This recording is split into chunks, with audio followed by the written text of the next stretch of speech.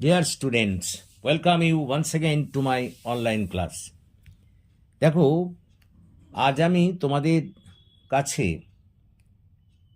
Two India my native land এই কবিতাটির একটি গুরুত্বপূর্ণ প্রশ্ন নিয়ে হাজির হয়েছি।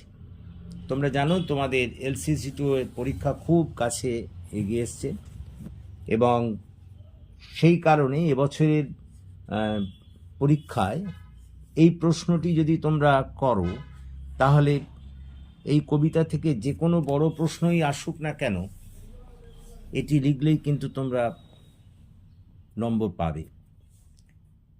তো দেখো, আমি খুব সহজ সরল ভাষায় এই প্রশ্নটি লিখেছি এবং আমি আশা করি তোমরা এটা বুঝতে পারবে এবং এটা লিখতেও পারবে।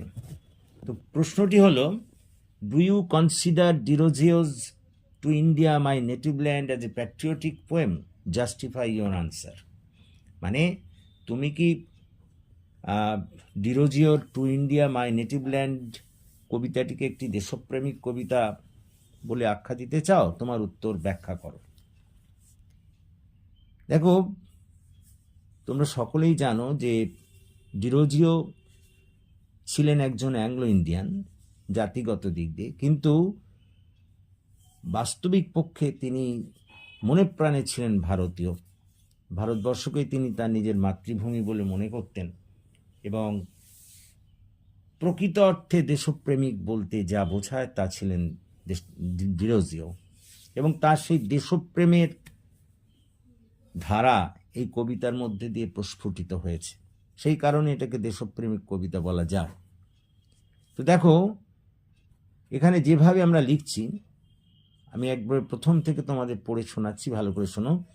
It is known to all that Dirogio was an Anglo-Indian by race, but he had immense love for Mother India, and his patriotism is beyond any question. এটা সকলেরই জানা যে ডিরোজিও জাতিগত দিক দিয়ে একজন অ্যাংলো ইন্ডিয়ান ছিলেন, কিন্তু ভারত মাতার জন্যে তার ছিল অগাধ ভালোবাসা এবং তার দেশাত্মবোধ বা দেশপ্রেম প্রশ্নাতীত ছিল। Patriotism of Dirozio is quite evident in many of his writings. ডিরোজিওর দেশাত্মবোধ আরও বিভিন্ন লেখায় তার ফুটে উঠেছিল, and we do not find any exception of his motive in this poem. এবং আমরা এই কবিতায় তার সেই মতবাদের বা তার সেই অভিপ্রায়ের কোনো ব্যতিক্রম দেখি না। The poem To India My Native Land was written when India was under British rule. এই কবিতাটি লেখা হয়েছিল যখন ভারতবর্ষ ব্রিটিশ শাসনাধীনে ছিল।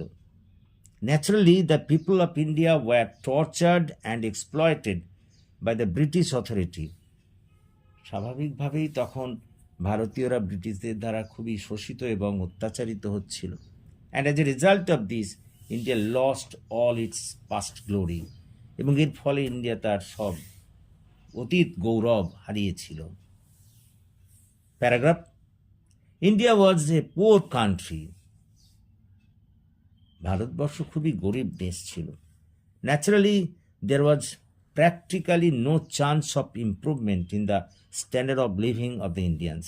স্বাভাবিকভাবেই ভারতীয়দের জীবন ধারণের মান উন্নয়নের কোনো সম্ভাবনাই ছিল না। In that miserable condition of India, এই ভারতের এই দুঃখজনক অবস্থায়, the country's glittering past had been forgotten by the Indians. ভারতবর্ষের যে একটা উজ্জ্বল অতীত আছে, ভারতবাসীরা তা ভুলেই গিয়েছিল। It is found in this poem that the poet Derozio glorified India's past and expressed his sorrow over India's contemporary miserable condition.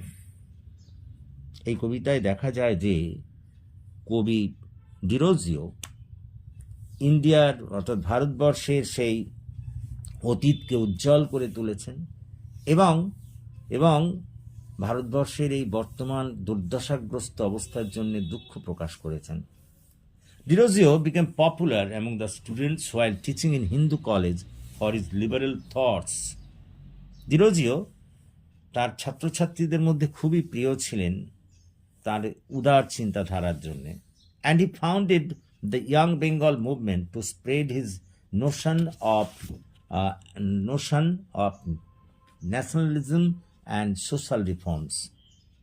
এবং তিনি ইয়ং বেঙ্গল মুভমেন্ট বা নব্যবঙ্গ আন্দোলনের সূচনা ঘটিয়েছিলেন তার ওই জাতীয়তাবাদী চিন্তাধারা এবং সামাজিক সংস্কারগুলি সাধনের জন্য।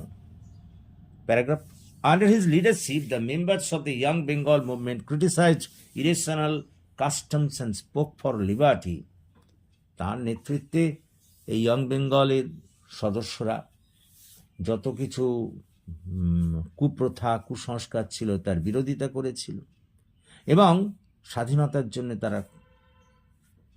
তারা তাদের দাবি জানিয়েছিল। স্বাধীনতার জন্য তারা দাবি জানিয়েছিল এবং ওই সব কুপ্রথা কুসংস্কার দূর করার জন্য তারা দাবি জানিয়েছিল।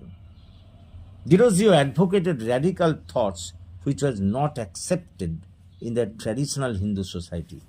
ডিরোজিও যে বৈপ্লবিক চিন্তাধারার কথা বলেছিলেন, তৎকালীন হিন্দু সমাজ কিন্তু তা গ্রহণ করেনি। প্যারাগ্রাফ, ডিরোজিওর thoughts and teachings influenced the Bengal renaissance movement. ডিরোজিওর চিন্তাধারা আমাদের অবশ্যই বাংলার নবজাগরণ আন্দোলনকে বিশেষভাবেই প্রভাবিত করেছিল। In the 19th century Bengal, ঊনবিংশ শতাব্দীর বাংলায়।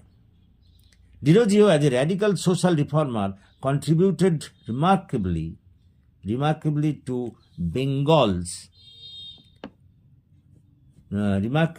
Bengal's social and freedom movement. তার এই বৈপ্লবিক চিন্তাধারা তৎকালীন সামাজিক এবং স্বাধীনতা আন্দোলনকে প্রভাবিত করেছিল। Paragraph, on the other hand he criticized many alien practices of British against the Indians. ভারতীয়দের বিরুদ্ধে ইংরেজরা যে সমস্ত ব্যবহার করত তিনি তার বিরুদ্ধে সমালোচনা করেছিলেন। and wanted better movement of the Indians, এবং এর বিরুদ্ধে আরও ভালো ভারতীয় আন্দোলন চেয়েছিলেন। His nationalistic attitude has been expressed throughout this poem. তার এই জাতীয়তাবাদী মনোভাব এই কবিতার মধ্যে দিয়ে প্রকাশিত হয়েছে। He has taken oath in this poem that he will try his level best to bring back the glorious past of Indians. তিনি এখানে শপথ গ্রহণ করেছেন যে তিনি ভারতবর্ষের সেই অতীত উজ্জ্বল ঐতিহ্যকে আবার ফিরিয়ে আনবেন। and he will manifest it in front of all. সেটা তিনি সবার মধ্যে সেটা প্রচারও করবেন। hence in conclusion it can be said that his nationalistic spirit has made him patriotic. তার এই জাতীয়তাবাদী চিন্তাধারায় তাকে দেশপ্রেমী করে তুলেছিল। and his patriotic feelings have been reflected throughout this poem. তার এই দেশাত্মবোধক চিন্তাধারাই এই কবিতার মধ্যে দিয়ে প্রকাশিত হয়েছে। so this poem can be treated as a patriotic poem. সেই কারণেই এটিকে অবশ্যই দেশাত্মবোধক কবিতা বলা যায়। দেখো, এখান থেকে যে কোনো ধরনের প্রশ্ন দিক না কেন, সে সাবস্ট্যান্স বলো বা অন্য কোনো বড় কোশ্চেন বলো, তাহলে কিন্তু এটা লিখলেই হবে। এমন করে এটা লেখা হয়েছে যে তোমাদের এই কবিতা থেকে যে কোনো প্রশ্নের উত্তর লিখতে তোমাদের সাহায্য করবে।